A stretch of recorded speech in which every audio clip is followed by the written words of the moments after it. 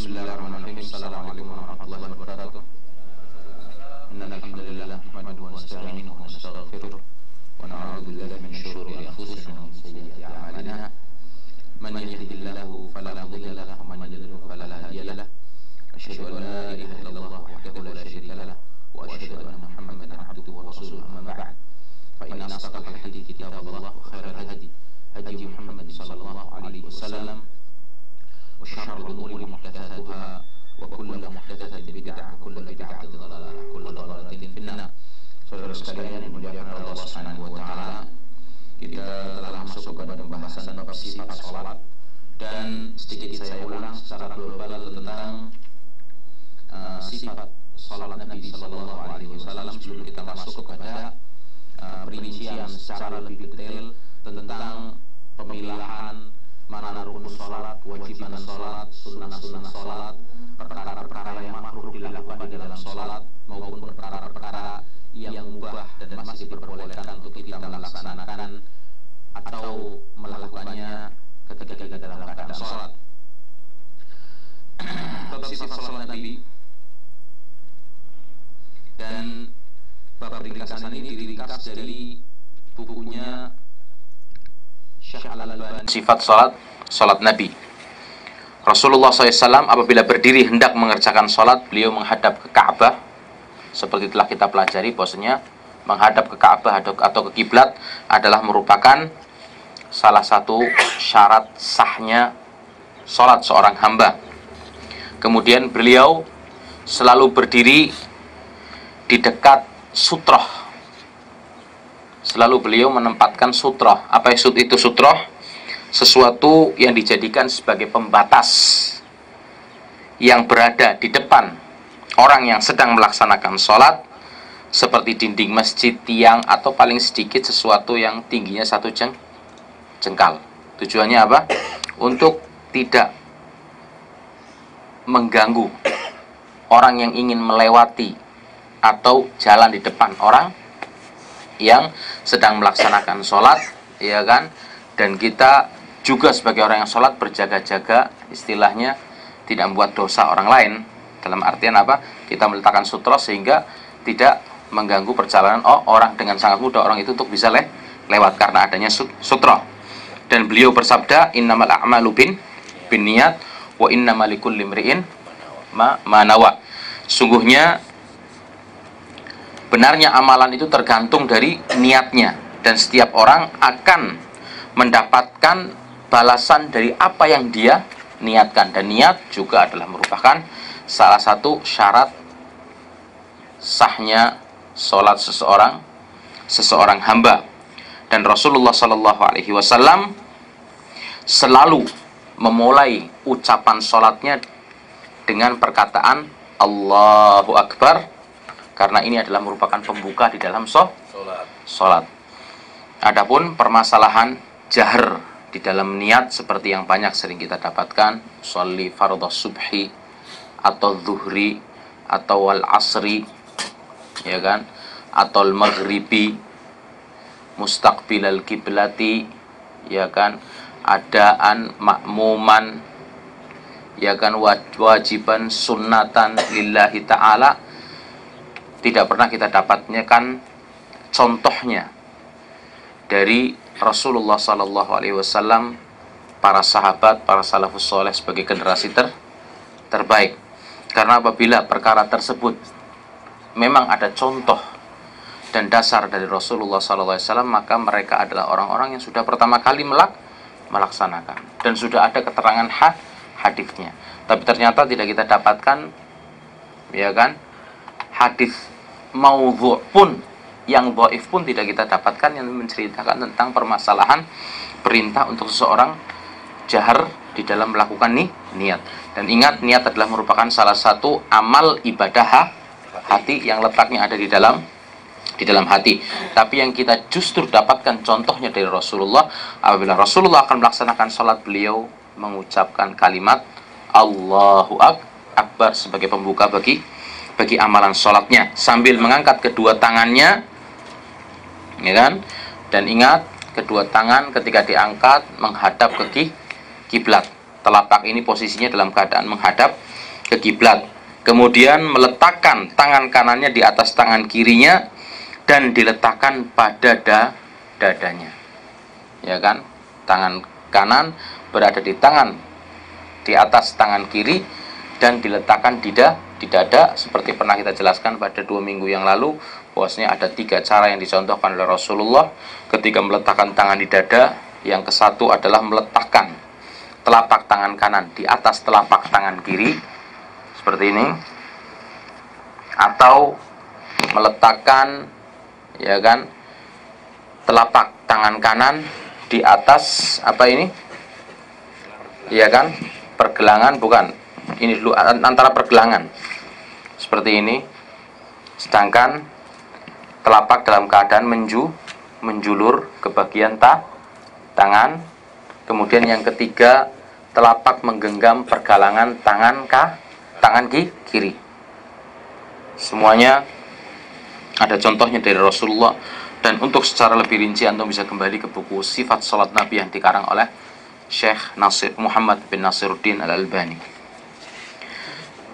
Kemudian mengarahkan pandangannya ke lantai atau tempat sujudnya, karena itu adalah lebih membantu orang yang melaksanakan sholat untuk khusyuk dalam pelaksanaan sholatnya. Kemudian membaca, ya kan, kemudian memulai membaca dengan doa iftitah, dan doa iftitah itu macam-macamnya banyak, ya kan. Bisa kita hafalkan semuanya dan kita praktekkan sunnah-sunnah tersebut satu per satu, ya kan. Bisa Allah akbar kabira, bisa inni wajjahtu wajhiya, bisa Allahumma ba'id baini, ya kan, dan lain sebagainya, ya kan. Dan makanya pernah saya anjurkan antum untuk punya buku yang namanya Husnul Muslim, kumpulan doa-doa sahih, dan pernah dibagi juga oleh Akhi Hamdan, ya kan. Maka antum bisa lihat di situ dan buka macam-macam doa iftitah yang diajarkan oleh Rasulullah sallallahu alaihi wasallam. Dalam doa iftitah ini secara global semuanya seseorang memuji, ya kan, kepada Allah, mengagungkan dan menyanjung Allah Subhanahu wa taala. Kemudian setelah doa iftitah kita membaca ta'awud. Paling sedikit kita mengucapkan a'udzubillahi minasyaitonir rajim, atau a'udzubillahi minasyaitonir rajim min hamzihi wa nafthihi wa nafthihi, atau, ya kan, a'udzubillahi samiil alim minasyaitonir rajim min hamzihi wa nafthihi wa nafthihi. Semuanya ada contohnya dari Rasulullah SAW. Kemudian berlindung kepada Allah dari godaan syaitan yang terkutuk dengan mengucapkan ta'awud tersebut. Kemudian membaca Bismillahirrahmanirrahim dengan lirih dan tidak mengeraskan. Dan ini yang paling banyak dipraktekkan oleh Rasulullah SAW dan para sahabatnya, ya kan. Baru setelah itu membaca surat Al-Fatihah. Walaupun tidak apa-apa kita membaca bismillah dengan secara jahar, karena nanti akan kita pelajari. Karena umumnya, ya kan, orang yang berpendapat bahwasanya bismillah termasuk dari surat Al-Fatihah, otomatis membacanya harus secara jahar, karena dia menganggap bahwasanya bismillah termasuk dari surat Al-Fatihah, ya kan. Makanya akhirnya pun harus dibaca dengan secara jahar. Adapun yang berpendapat bahwasanya bismillah bukan termasuk bagian dari surat Al-Fatihah, tapi dia adalah sebuah surat yang memang khusus diturunkan oleh Allah Subhanahu wa taala sebagai pembatas antara satu surat dengan surat yang lainnya, maka, ya kan, ulama-ulama tersebut membacanya dengan secara lirih, bukan tidak membaca, tapi tetap membaca. Dan antum bisa kembali di situ pada penjelasan yang dipaparkan oleh Ibnu Katsir dalam tafsirnya, ya kan, tafsir Al-Qur'anil Azim yang dikarang oleh Ibnu Katsir dan sudah diterjemahkan. Di situ dengan secara gamblang dan jelas, ya kan, diterangkan oleh Al-Imam Ibnu Katsir, ya kan, bahwasanya permasalahan ini tidak perlu diperselisihkan. Mengapa? Karena dua-duanya ada contohnya dari Rasulullah SAW dan dua-duanya sama-sama membaca bismillah. Tapi yang perlu ditekankan bahwasannya, ya kan, kemasyhuran kekuatan hadis yang berbicara tentang tidak dijaharkannya bismillah, ya kan, itu lebih kuat dan lebih tinggi. Mengapa? Ya kan, karena itu yang lebih banyak dipraktekkan oleh Rasulullah Shallallahu Alaihi Wasallam. Adapun terkadang Rasulullah menjahirkan mensirrikan bismillah. Wallahu a'lam. Kemudian apabila selesai membaca surat Al-Fatihah, Rasulullah mengucapkan amin dengan suara lantang dan panjang, ya kan? Setelah itu membaca surat yang lain selain dari surat Al-Fatihah. Kadang Rasulullah membaca surat yang panjang dan kadang membaca surat yang pendek, ya kan?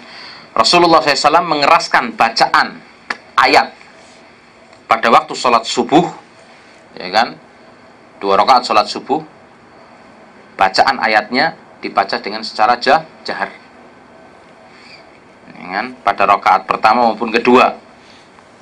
Kemudian pada 2 rakaat pertama sholat maghrib itu dibaca dengan secara jahar. Kemudian isya juga, ya kan, dan beliau membaca ayat-ayat Al-Quran dengan lirih, dengan tidak mengeraskan suaranya pada waktu sholat zuhur, asar, rakaat ketiga dari sholat maghrib, ya kan, dan rakaat terakhir atau 2 rakaat terakhir dari sholat isya. Beliau membaca Al-Fatihahnya dengan secara lirih. Adapun kedudukan membaca surat setelah surat Al-Fatihah hukumnya sunnah, ya kan, masuk dalam kategori amalan-amalan sunnah dalam sholat, seperti membaca doa iftitah juga masuk dalam kategori amalan-amalan sunnah. Kemudian beliau juga mengeraskan bacaan ayat Al-Quran pada sholat Jumat, 2 rakaat sholat Jumat, ya kan, contoh praktek yang diajarkan oleh Rasulullah dibaca dengan secara jahar. Kemudian 2 rakaat sholat Idul Fitri, nanti akan kita pelajari apa itu sholat Idul Fitri, ya kan, ataupun Idul Adha, istilahnya sholat Al-Id, dibaca juga dengan secara jahar. Kemudian sholat istisqa, minta hujan, 2 rakaat sholat istisqa juga dibaca dengan secara jahar. Dan sholat gerhana bulan maupun matahari kusuf maupun khusuf dibaca dengan secara jahar, dengan secara lantang. Kemudian Nabi menjadikan 2 rakaat terakhir, nah ini prakteknya, Nabi SAW menjadikan 2 rakaat terakhir bagi sholat yang jumlahnya 4 rakaat lebih pendek daripada 2 rakaat pertama. Jadi selalu prakteknya Rasulullah 2 rakaat pertama itu, ya kan, waktu pelaksanaannya lebih panjang daripada 2 rakaat kedua.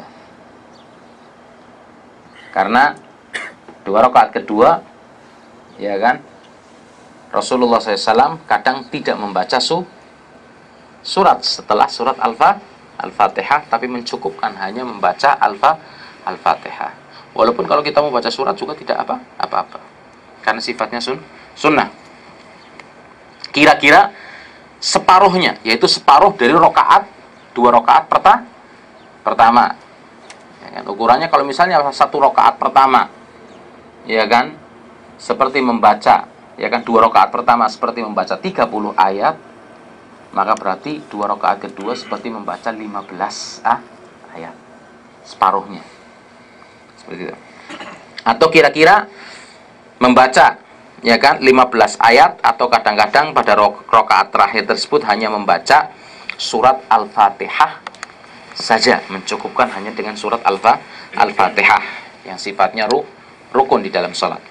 Kemudian apabila beliau sallallahu alaihi wasallam membaca surat selain dari surat Al-Fatihah, Rasulullah sallallahu alaihi wasallam melakukan saktah. Apa itu saktah? Diam sejenak. Ada saktah atau diam sejenak antara surat Al-Fatihah yang dibaca dengan surat berikutnya. Jadi setelah waladhdallin, amin.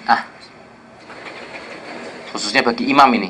Kalau makmum sih tidak ya, tapi bagi imam itu ada saktah. Berhenti sebentar. Tujuannya apa? untuk memberikan kesempatan kepada makmum ya kan membaca surat Al-Fatihah. Nanti penjelasan lebih rincinya akan kita bahas. Ini berhubungan dengan ya kan perbedaan pendapat yang terjadi, apakah makmum itu harus membaca Al-Fatihah ya kan mengikuti imam atau diam mendengarkan bacaan imam sudah termasuk dari bacaan makmum. Nanti akan kita pelajari. Tapi intinya ya kan sebisa mungkin ya kan kita membaca surat Al-Fatihah ya kan, khususnya pada saktah diam sejenak yang dilakukan oleh imam. Di situ kita membaca surat Al-Fatihah, walaupun setelahnya imam membaca surat lainnya setelah Al-Fatihah, maka kita diam untuk mendengarkan. Seperti itu. Kemudian beliau mengangkat kedua tangannya, mengucapkan takbir dan ruku. Ya kan? Posisi takbir dan seluruh takbir yang dilakukan di dalam sholat dengan posisi yang sama, yaitu mengangkat kedua tangan dari telapak tangan dalam keadaan menghadap ke kiblat, baik tinggi tangan itu sejajar dengan daun telinga ataupun sejajar dengan pundak, ya kan? Nggak ada kayak senam, ya kan? SIC dulu kita ini apa? Ya kan? SKC, ya kan? Senam kesehatan jasmani, ya kan? Dulu kita waktu SD kan mesti tiap pagi harus, ya kan? Harus melakukan senam dulu.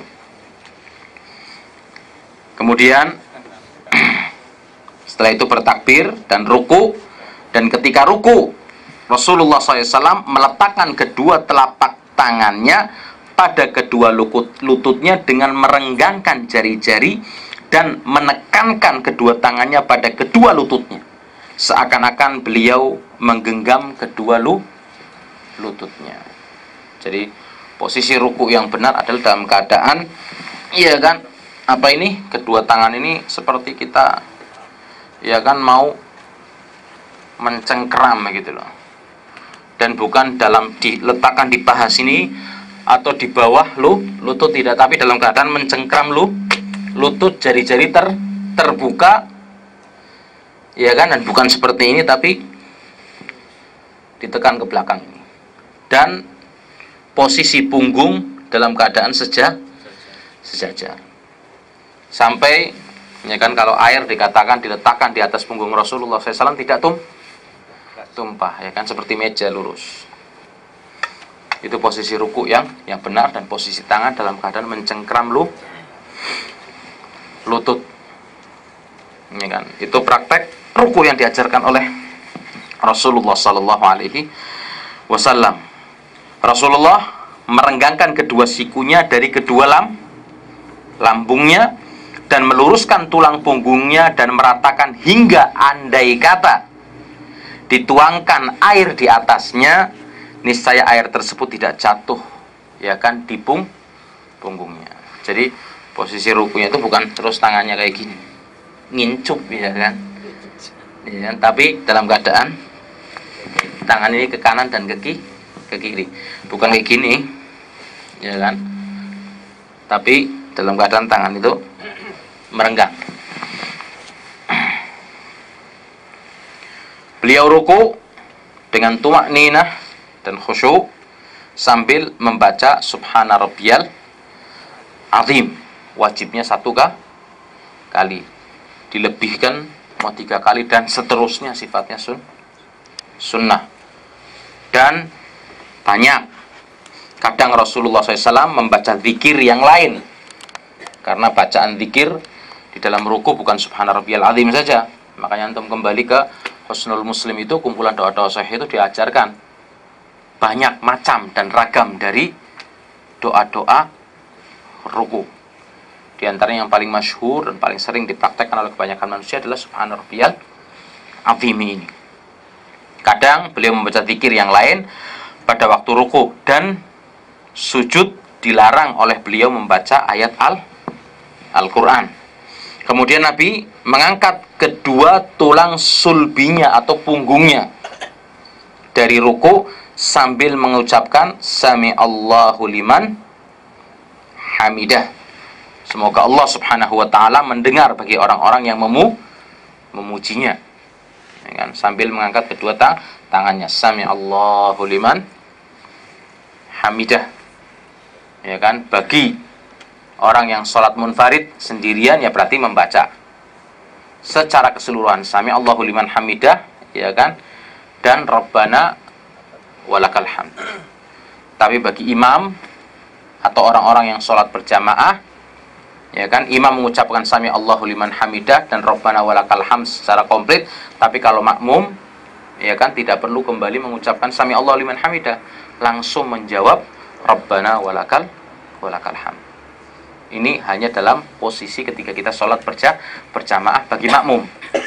Ketika imam sami Allahu liman hamidah, makmum tidak perlu sami Allahu liman hamidah lagi, tapi langsung mengucapkan Rabbana walakal hamd.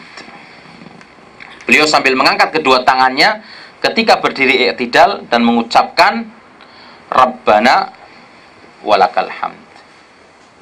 Banyak juga ragam dan macamnya doa ketika kita bangun dari ruku atau i'tidal. Ada Rabbana lakal hamd, Rabbana walakal hamd, Allahumma Rabbana lakal hamd, Allahumma Rabbana walakal hamd. Semuanya bisa kita praktekkan. Dan ada contohnya dari Rasulullah SAW. Dan terkadang beliau membaca lebih sempurna dari bacaan hanya sekedar Rabbana walakal hamd, Rabbana walakal hamdu hamdan katsiran tayyiban mubarakan fih mil'us samawati wa mil'ul ardi wa ma bainahu wa mil'u ma syi'ta min syai'in ba'du. Terus mau tambah lagi, masih ada lagi. Setelah itu beliau Rasulullah SAW bertakbir sambil turun untuk melaksanakan sujud dan meletakkan kedua tangannya, ya kan, sebelum kedua lututnya. Dua-duanya bisa semua. Bisa tangan dulu, baru setelah itu lutut, ya kan. Bisa lutut dulu, baru setelah itu tangan-tangan. Memang ada terjadi perselisihan pendapat di antara ulama. Ada sebagian ulama yang lebih mengutamakan turunnya tangan dulu, baru lutut, ya kan. Secara umum dan masyhur yang dipegang oleh jumhur ulama adalah lutut dulu, baru tangan. Semuanya, ya kan, bisa kita praktekkan dan tidak perlu kita perselisihkan. Seperti itu. Dan Rasulullah Sallallahu Alaihi Wasallam bertumpu pada kedua telapak tangannya yang terbuka dan merapatkan jari-jarinya serta diarahkan ke kiblat. Jadi ketika sujud itu, ya kan, jari-jari kita itu bukan seperti ini dan bukan juga seperti ini, tapi rapatkan biasa, dan posisi jari-jari tersebut menghadap ke kiblat. Bukan seperti ini, ya kan, atau sampai kayak gini. Justru bukan jari-jarinya yang dihadapkan kiblat, tapi samping dari jari menyamping, tidak, tapi posisi jari itu lurus menghadap ke kiblat.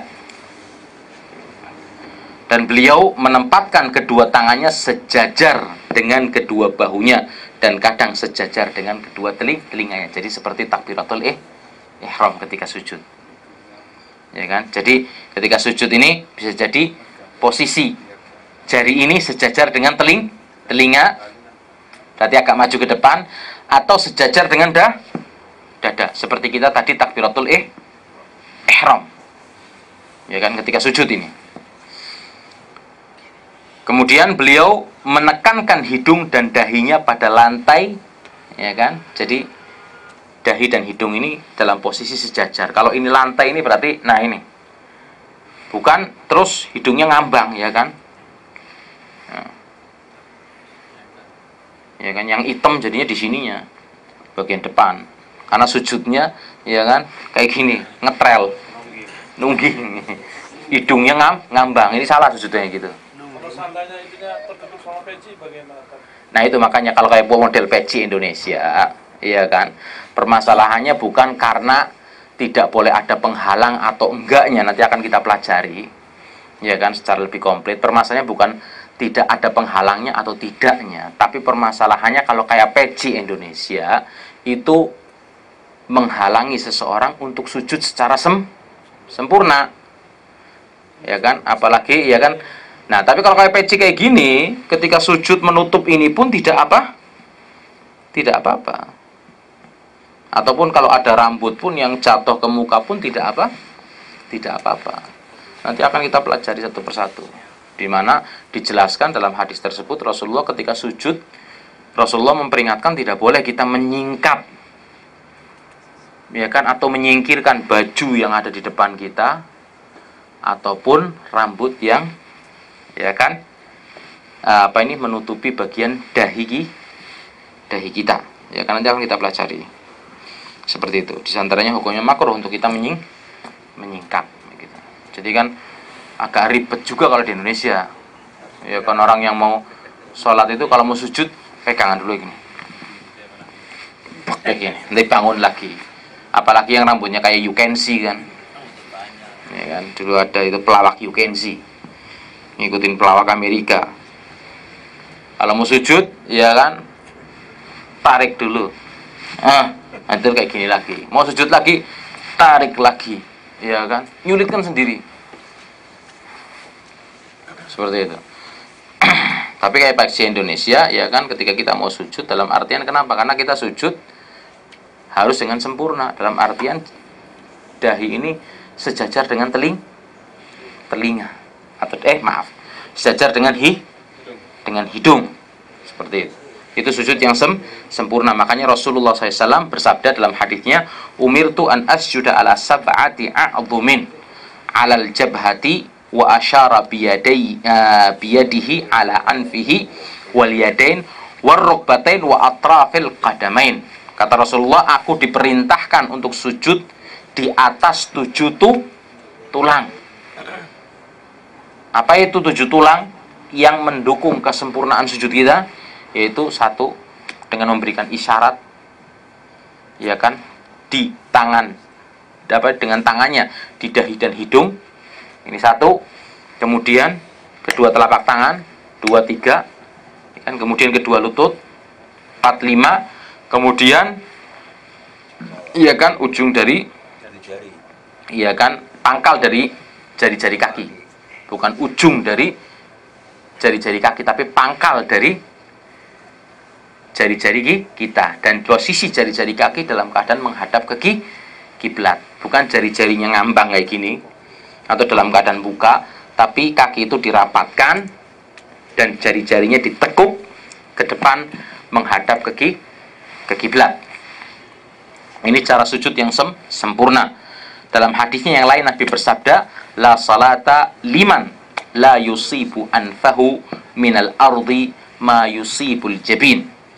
Sama sekali tidak ada sholat bagi orang yang sholatnya tidak menempelkan hidungnya pada lantai sebagaimana ia menempelkan ke keningnya. Beliau sujud SAW dengan tumak nina sambil membaca subhana rabbiyal a'la, wajibnya 1 kali, dan lebih dari itu adalah sunnah. Dan kadang-kadang beliau membaca doa dan zikir yang lain dari macam-macam doa sujud, ya kan, yang diajarkan oleh Rasulullah SAW. Nabi SAW menyuruh kita bersungguh-sungguh dan serius, ya kan, memperbanyak doa dalam sujud, ya kan, setelah selesai membaca doa dan doa dan zikir sujud. Perbanyak doa, permohonan, karena sedekat-dekat seorang hamba kepada Allah ketika sujud, dan termasuk tempat yang mustajab, ya kan, untuk dikabulkannya doa. Kemudian Nabi SAW mengangkat kepalanya sambil bertakbir. Lalu beliau duduk iftirash. Duduk di antara 2 sujud itu adalah duduk dengan cara iftirash. Apa itu iftirash? Yaitu duduk di atas kaki kiri dengan tumak ninah, sedangkan telapak kakinya yang kanan ditegakkan dan jari-jari jemarinya diarahkan ke kiblat. Jadi posisi badan kita ini menduduki kaki kiri. Atau kaki kiri itu menjadi alas dan penopang bagi badan kita. Dan kaki kanan itu jari-jarinya ditekuk menghadap ke kiblat dan dalam keadaan posisi berdiri. Ini yang dinamakan sebagai duduk iftirash. Seluruh duduk-duduk di antara dua sujud yang kita lakukan dalam sholat-sholat kita, itu posisinya adalah dengan cara iftirash. Kan? Dalam duduk di antara dua sujud ini, beliau mengucapkan doa apa? Allahumma gfirli warhamni wajburni warfa'ni wahdini wa'afini warzuqni. Ya Allah, ampunilah dosa-dosaku, rahmatilah aku, cukupkanlah aku, dan tinggikanlah derajatku, dan tunjukilah aku, berilah aku kesehatan, dan berilah aku rizki. Setelah itu beliau bertakbir dan sujud yang kedua, seperti sujud yang pertama. Selesai sujud kedua, Rasulullah SAW mengangkat kepalanya untuk duduk dengan sempurna di atas kaki kirinya, yaitu duduk istirahat. Ada juga namanya duduk istirahat.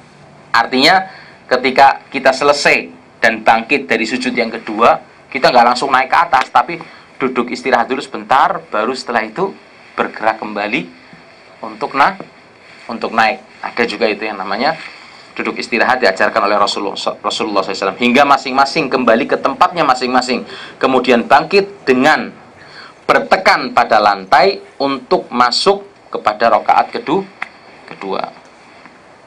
Jadi tangannya menopang, ya kan, kakinya dulu atau lututnya dulu naik baru tangan. Bisa juga ya kan langsung seperti yang biasa kita lakukan.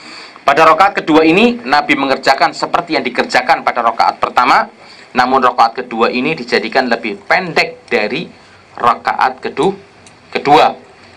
Kemudian Rasulullah SAW setelah selesai dari rakaat kedua duduk untuk tasyahud yang dinamakan sebagai tasyahud awal apabila sholatnya 3 atau 4 rakaat.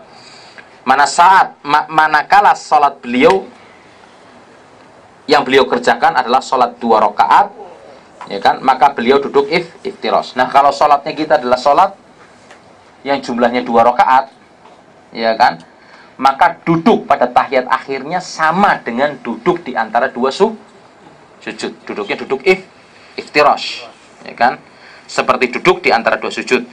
Demikian pula cara duduk beliau pada tasyahud awal pada sholat yang 3 rakaat maupun 4 rakaat. Sholat-sholat yang 4 atau 3 rakaat pada tasyahud awal duduknya juga iftirash. Jadi ada 3. Perlu kita ingat. Duduk di antara 2 sujud dalam seluruh rakaat itu dengan iftirash. Cara iftirash. Duduk pada tahiyat terakhir dalam seluruh sholat-sholat yang 2 rakaat, ya kan, subuh maupun sholat-sholat sunnah yang lainnya yang namanya 2 rakaat, mesti duduk tasyahud terakhirnya atau tahiyat akhirnya adalah iftirash. Adapun di sholat-sholat yang 3 dan 4 rakaat, ya kan, maka pada tasyahud awal atau tahiyat awal itu cara duduknya adalah dengan iftirash. Ini kan seperti duduk di antara 2 sujud. Apabila duduk tasyahud beliau meletakkan telapak, ya kan, tangannya yang kanan di atas pahanya yang kanan dan telapak tangan yang kirinya di atas paha yang kiri. Beliau menghamparkan tangannya yang kiri dan menggenggam yang kanan. Lalu beliau memberikan isyarat dengan jari telunjuk yang kanan dan mengarahkan pandangan matanya kepadanya dan menggerak-gerakkan jari telunjuknya sambil berdoa. Dan beliau sallallahu alaihi wasallam bersabda, "Lahiya asyaddu 'ala syaitani minal hadidi," yakni as-sababata. Ia jari telunjuk benar-benar lebih keras bagi syaitan daripada besi. Jadi posisi tangan kita ketika kita duduk di antara 2 sujud ataupun kita duduk pada tasyahud awal maupun pada tasyahud yang kedua, itu posisi tangan kita, ya kan, ketika tasyahud, ketika Duduk di antara dua sujud itu posisi tangan kita bisa seperti ini, ya kan, di atas paha. Bisa dengan posisi jari-jarinya agak nekuk dan nempel di bagian lutut. Ya kan, apa? Iya. Iya, jadi seperti ini. Bukan kayak gini, komplit enggak, tapi cuma jari-jarinya aja depan. Nah, atau seperti ini. Rata. Ketika dalam tasyahud, ya kan, bisa yang jari kirinya seperti ini atau seperti ini. Adapun jari kanannya ada dua diajarkan oleh Rasulullah, ya imma digenggam seperti ini semuanya. Nah ini tergenggam semuanya, ya kan? Atau jari tengah dengan ibu jari membuat lingkaran seperti ini. Kemudian Rasulullah gerak-gerakan. Maksud gerak-gerakan di sini gerak-gerakan biasa sambil berdoa, ya kan? Bukan terus, ya kan? Iya kan? Iya kan? Gerakan biasa ke atas ke bawah, ya kan? Iya kan? Apa? Enggak, sesuai dengan doa. Sesuai dengan bacaan doa. Allahumma salli ala Muhammad. Iya kan? Wa ala ali Muhammad. Kama sallaita ala Ibrahim wa ala ali Ibrahim, ya kan, bukan, ya kan, nggak bisa. Tidak sesuai dengan bacaan sesuai dengan bacaan doa, ya kan. Atau orang Banyumas lelet dia, Pak.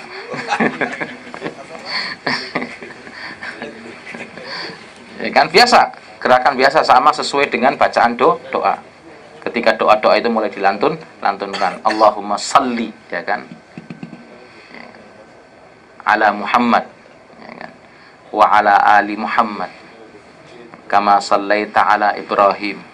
Biasa, gerakan wajar, bukan buat dilebih-lebihkan, ya kan, sehingga kelihatan tambah lebih khusyuk, ya kan.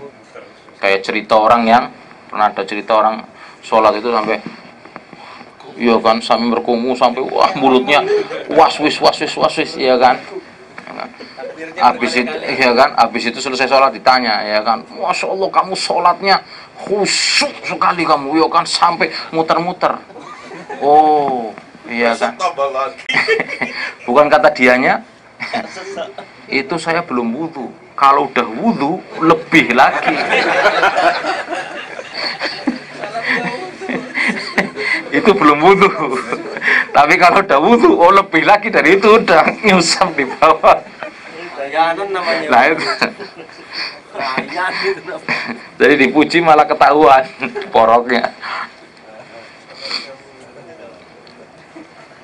Ya, di situ dikatakan, iya, jari telunjuk, ya kan, benar-benar lebih keras bagi syaitan daripada besi. Antum bisa kembali tentang periwayatan redaksi hadis ini, ya kan, sahih seperti disebutkan dalam kitab sifat salat Nabi.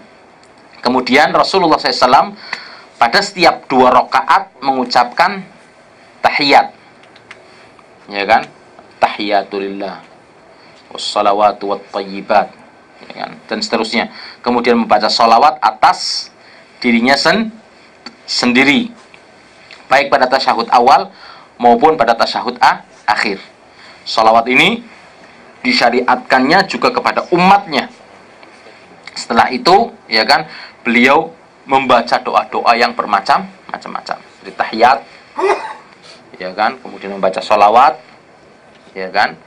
Kalau mau ditambah dengan bacaan-bacaan doa, karena pada sebelum salam, ya kan, setelah membaca sholawat dan sebelum salam ini adalah merupakan tempat yang mustajab juga untuk kita dikabulkannya doa, dan banyak doa-doa yang diajarkan oleh Rasulullah di situ.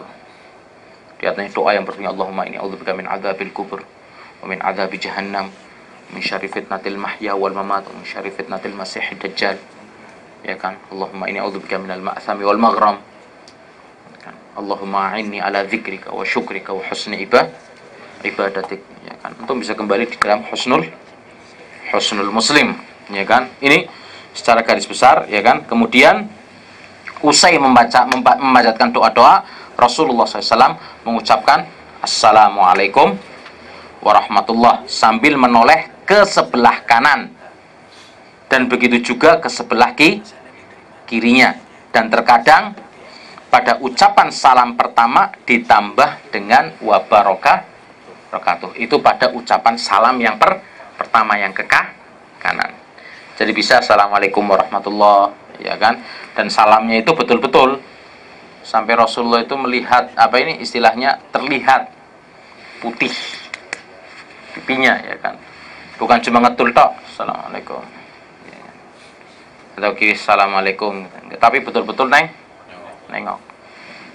Ya kan, lurus. Orang itu melihat pipi kita dengan secara sempurna, ya kan? Ke kanan Assalamualaikum warahmatullah, ke kiri Assalamualaikum warahmatullah. Atau bisa cara yang kedua, Assalamualaikum warahmatullahi wabarakatuh, Assalamualaikum warahmatullah. Loh, kenapa enggak yang kiri sekalian ditambahi wabarakatuh? Contohnya diajarkan Rasulullah kayak gitu. Ya kita laksanakan seperti apa yang dicontohkan. Karena itu yang pahalanya besar. Nambahi atau ngurangin sesuatu dalam agama bukan malah akan menyebabkan, ya kan, kita dapat pahala lebih banyak. Enggak, justru malah bisa jadi akan menjatuhkan kita dalam perbuatan dosa. Mengapa? Karena kita melakukan amalan yang tidak dicontohkan oleh Rasulullah. Kenapa para salafus soleh, ya kan, menjelaskannya tambahannya wabarakatuhnya cuma pada rakaat pada salam yang pertama, yang kedua enggak. Karena itu praktek yang dilihat oleh mereka, ya kan, praktek yang mereka lihat dari apa yang dilakukan oleh Rasulullah Sallallahu Alaihi Wasallam. Mereka itu orang-orang yang betul-betul konsisten, ya kan, dengan melaksanakan apa yang dicontohkan oleh Rasulullah Sallallahu Alaihi Wasallam, ya kan. Jadi bukan cari-cari, tapi betul-betul melaksanakan agama seperti apa yang dicontohkan oleh Rasulullah. Menceritakan tentang sejarah Nabi, wah, ya kan, ada di televisi pernah itu. Ketika Nabi lahir, ya kan, terpancar seluruh cahaya, ya kan, 10 penjuru sampai api yang bertahun-tahun tidak mati, ya kan, yang disembah oleh orang-orang Majusi ketika itu padam, ada apa semua, betul. Nah, ini dengan dasar ini kita melaksanakan muludan atau maulid Nabi, Masya Allah, ya kan, situ bisa memahami hadis dan mengeluarkan sebuah keputusan hukum dari hadis, ya kan, yang tidak pernah sama sekali bisa difahami oleh Abu Bakar, Umar, Utsman dan Ali. Hebat ente, ya kan, istilahnya pemahamannya lebih dalam daripada Abu Bakar, Umar, Utsman dan Ali. Bukti bisa mengeluarkan istinbat hukum. Para salafus saleh nggak pernah paham hadis itu, ya kan, untuk mendalil bolehnya muludan. Ini bisa bisa ngerti. Oh ya, hebat sampean, Pak, ya kan. Derajat sampean udah wali berarti, ya kan? Tapi nggak tahu wali siapa, ya kan. Ya kan, ya kan, wali murad atau wali, ya kan, asyaitan, naudzubillah. Jadi perintah kita beragama adalah melaksanakan seperti apa yang dicontohkan dan diajarkan oleh Rasulullah Sallallahu Alaihi Wasallam. Kalau perkara tersebut dicontohkan oleh Rasulullah, kita nggak ada apa-apanya. Mereka udah lebih dulu, nggak ada yang terlewatkan dari para sahabat Nabi. Sahabat Nabi itu kalau datang perintah nggak mikir.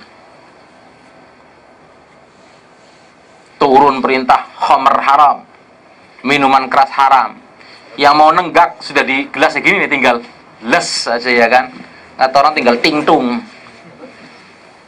iya kan, haram langsung.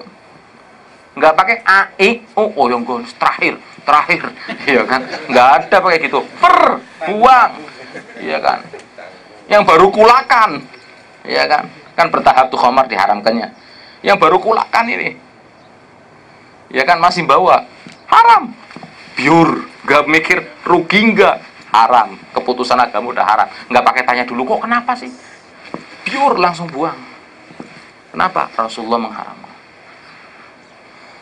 Yang nyimpen derem-dereman ditaruh di bawah tanah, keduk langsung keluarkan, nggak pakai ini tinggal sisanya habiskan dulu nanti setelah itu nggak ada. Jilbab turun, ya kan, nggak makin, waduh belum kawin atau apa, ya kan, waduh nanti nggak dapat kerja, nggak punya jilbab, kalau di kordennya ditarik, dilingkarkan kan kepala, nggak punya jilbab, pinjemi sama saudaranya sama muslimah. Nah ini bedanya mereka dengan kita. Ketika melaksanakan perintah Allah dan Rasulnya, nggak pakai tanya dulu kenapa sih kok kayak gitu, kok kenapa sih harus gini. Selama itu perintah Allah dan Rasulnya wajib taat, nggak pakai a i u e o. Urusan kenapanya itu nomor 10 nanti. Yang penting taat perintah dulu. Ini generasi mereka. Makanya dikatakan sebagai generasi terbaik. Generasi percontohan. Generasi para penghuni surga. Karena terbukti ketaatannya. Lah kita sekarang mau ngikutin siapa? Generasi yang udah jelas, iya kan? Iya kan? Generasi yang udah jelas keteladanannya, atau ini nih orang kemarin yang asal ngomong prakteknya, iya kan, nol, atau kata bahasa kerennya sekarang omdo, omong doang, omdolo, iya kan, omong doang. Mereka betul-betul sudah praktek dan terbukti ketaatan mereka dengan Allah dan Rasulnya. Nah, seperti itu. Assalamualaikum warahmatullahi wabarakatuh. Masya Allah. Wa khitamuhu misk.